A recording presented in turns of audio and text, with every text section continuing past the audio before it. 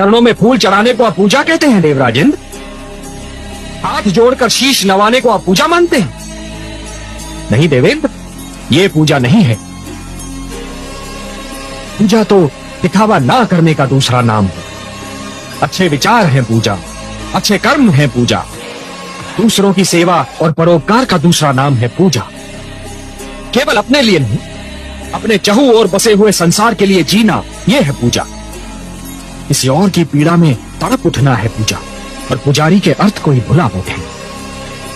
और इसीलिए है देवराजेंद्र, जिस प्रकार अपने मार्ग में चट्टान को खड़ा पाकर नदी की धारा अपनी दिशा को बदल लेती है, उसी प्रकार आपके इस अहंकार को देखकर मैं भी आपसे अपना मुख मोड़ रहा हूं कि पूजा किसी के प्रति स्नेह और श्रद्धा की ऐसी भावना है जो यदि मन में जन्म ले तो कोई उसे दबा नहीं सकता, परंतु यदि मन में जन्म ना ले तो कोई उसे उत्पन्न भी नहीं कर सकता। परंतु हे परमनाथ, हमारी पूजा तो न जाने कब से निरंतर होती चली आ रही है। परंतु संतान कभी कभी ये भूल जाती है कि उसके अपराध का दंड केवल उसी तक सीमित नहीं रहता, उसके माता पिता को भी भोगना पड़ता है। महादेवी, जिस प्रकार चोट यदि केवल एक ही उंगली को लगे तब भी पीड़ा सारे शरीर को झेलनी पड़ती है, उसी प्रकार भूल परिवार के एक ही सदस्य से होती है, परंतु उसका प्रभाव और परिणाम समस्त परिवार को सहन करना पड़ता है। कमल, पूजा तो मन से होती है, मन में होती है।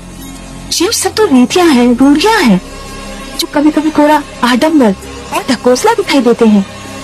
आप सत्य कहनी है महादेवी, पर इसका क्या किया जाए कि कुछ लोगों को पूरा आडंबर और ढकोसला ही पसंद। हे महादेवी, जिस प्रकार चरित्र की हानि धन की हानि से अधिक बड़ी दुर्घटना होती है, उसी प्रकार देवत्व का अपमान देवताओं के अपमान से अधिक बड़ी दुर्घटना है।